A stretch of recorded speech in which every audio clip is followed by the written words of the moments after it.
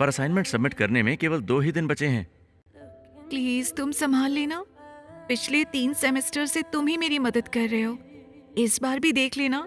इतना कहकर जैस्मीन ध्रुव के काफी करीब आ गई। जैस्मीन और ध्रुव दोनों ही एमबीए कर रहे थे और ये उनका आखिरी सेमेस्टर था। ध्रुव जैस्मीन को चाहता भी था और उसके नखरे भी उठा रहा था। हालांकि अभी तक कुछ कह नहीं पाया था। वो एक साधारण सी फैमिली का सीधा साधा लड़का था। वहीं जैस्मिन बेहद खूबसूरत, अल्हड़ और लापरवाह थी, जिसे पढ़ाई से ज्यादा गरीब बच्चों को पढ़ाने में इंटरेस्ट था। और पिछले 2 सालों से उसके सारे काम ध्रुव को ही करने पड़ रहे थे। जैस्मिन के नाजुक हाथों का टच ध्रुव को अच्छा लग रहा था, पर अगले ही पल जैस्मिन छिटक कर ध्रुव से दूर हो गई।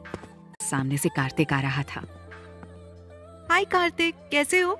जैस्मिन ने कार्तिक को ग्रीट किया।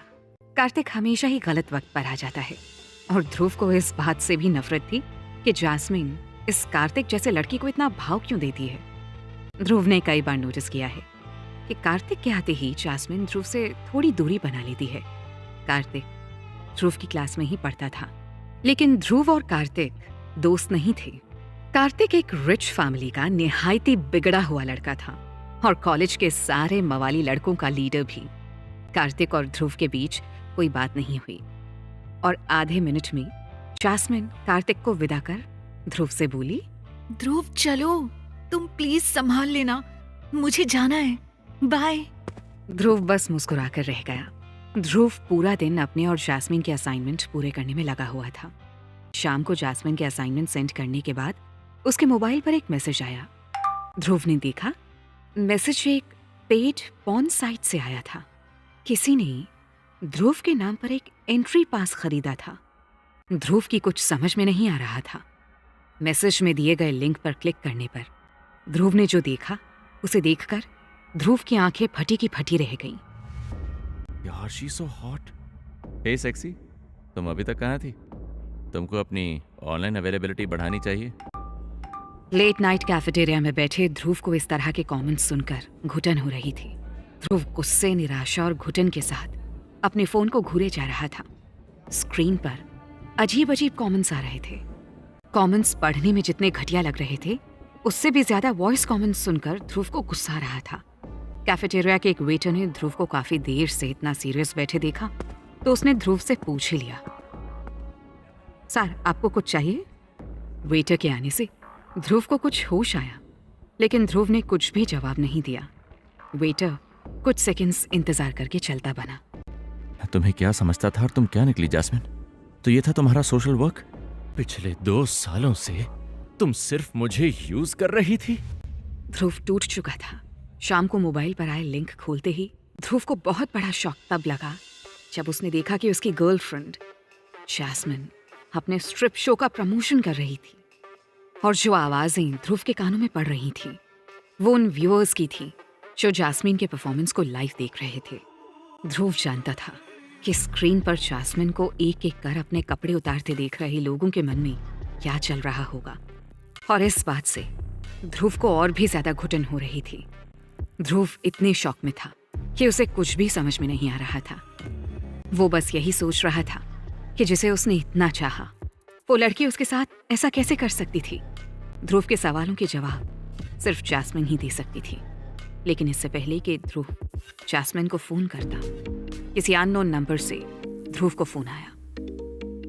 हेलो, ध्रुव ने कहा, पर दूसरी तरफ से किसी के हंसने की आवाज सुनाई दी।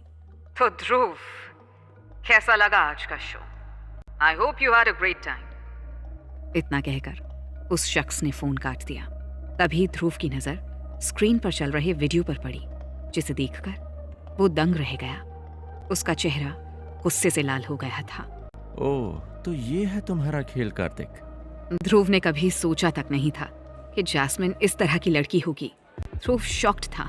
तभी कार्तिक का मैसेज स्क्रीन पर दिखा। You are mine beauty and I want to see you in my bedroom. उसके साथ ही स्क्रीन पर एक और मैसेज पॉप हुआ। Kartik sent 20,000 rupees. ये देखकर ध्रुव ने अपना फोन उठाया और कैफेटेरिया से बाहर निकल गया। तुम पैसों की भूखी थी जैस्मिन। मैंने तुमको समझने में भूल कर दी। कैफेटेरिया के बाहर कुछ दूर जाकर ध्रुव रुककर सोच रहा था कि जैस्मिन से बात कर उसे बता दे कि वो जैस्मिन की असलियत जान चुका है। जैस्मिन, आज मैंने तुम्हारा असली चेहरा देख लिया है। तुम पैसों के लिए इतना गिर जाओगी ये नहीं सोचा था।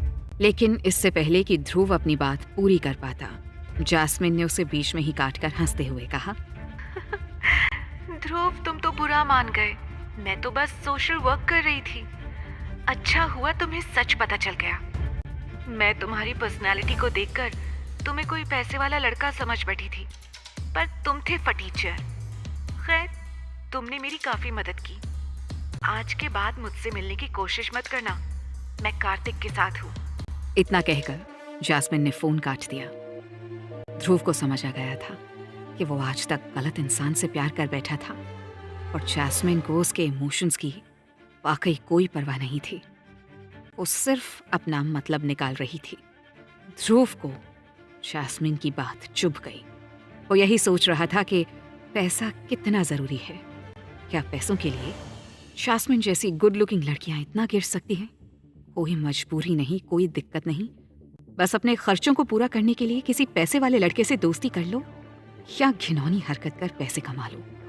इसी उधेड़-बुन के साथ ध्रुव चलता जा रहा था कि तभी अचानक एक आदमी उसके सामने आकर खड़ा हो गया। क्या तुम ध्रुव हो? उस शख्स ने ध्रुव को रोककर पूछा। ध्रुव पहले से ही बहुत परेशान था, इसलिए उसने उस अनजान आदमी की बात को अनसुना कर आगे बढ़ने का फैसला किया। ध्रुव को ऐसे चुपचाप जाता देखकर उस शख्स ने पीछे से कहा, मुझे तुम्हारे पापा ने भेजा है ध्रुव। लेकिन जब ध्रुव ने उसका कोई जवाब नहीं दिया तो वो आदमी आगे से बोला, क्या तुम उनके बारे में कुछ जानना नहीं चाहोगे ध्रुव? पापा? ये शब्द सुनते ही ध्रुव थोड़ा ठिठक गया। उसके पापा बचपन में मर चुके थे। माँ ने बताया था कि उसके पापा के मरने के बाद वो नाना नानी के पास वापस आ गई थी। ये सुनकर ध्रुव उस आदमी की तरफ देखकर बोला, मेरे साथ खेलना बंद करो। मैं वैसे ही बहुत परेशान हूँ। मेरे पापा इस दुनिया में नहीं हैं और मुझे उनके बारे में कुछ नहीं जानना। क्या हम 2 मिनट बात कर सकते हैं? उस शख्स ने बहुत शराफत से पूछा। बोलो। ध्रुव ने झिड़कते हुए जवाब दिया, मेरा नाम निहाल है। मैं तुम्हारे पापा का खास हूँ। मुझे नहीं पता कि तुम्हें तुम्हारे पापा के बारे में क्या बताया गया है, पर उन्होंने मुझे तुम्हारे पास भेजा है। निहाल ने उसे समझाते हुए कहा। ध्रुव ने निहाल को देखा। इस शख्स को उसने पहले कभी नहीं देखा था। अब ध्रुव को याद आया कि पिछले कुछ दिनों से कुछ लोग उससे बार बार टकरा रहे थे। यानी ये लोग काफी दिनों से मुझ पर नजर रख रहे हैं। ध्रुव ने मन ही मन कहा, देखो, मुझे तुम लोगों की बातों पर कोई विश्वास नहीं है और प्लीज मेरा पीछा छोड़ो। मैं वैसे भी बहुत परेशान हूँ। ध्रुव को इन लोगों की बातों से किसी साजिश की बू आ रही थी। वो जल्दी से जल्दी इन लोगों से अपना पीछा छुड़ाकर निकल जाना चाहता था। हमें पता है तुम क्यों परेशान हो। इतना कहकर उस शख्स ने कुछ ही दूरी पर कार में बैठे अपने साथी को इशारा किया और तुरंत ध्रुव के मोबाइल पर एक मैसेज आया। INR 10 crore credited on your account number 322317। Message देखकर ध्रुव हैरान था। उसने इतनी बड़ी रकम केवल अपने सपनों में ही देखी थी। सही कहें तो वो अभी भी जीरो गिनने की कोशिश कर रहा था। ये कोई नई साजिश थी या ध्रुव की जिंदगी कोई नया खेल खेल रही थी? आखिर कौन थे ये लोग? क्या चाहते थे? और ये पैसे उसे किसने भेजे थे?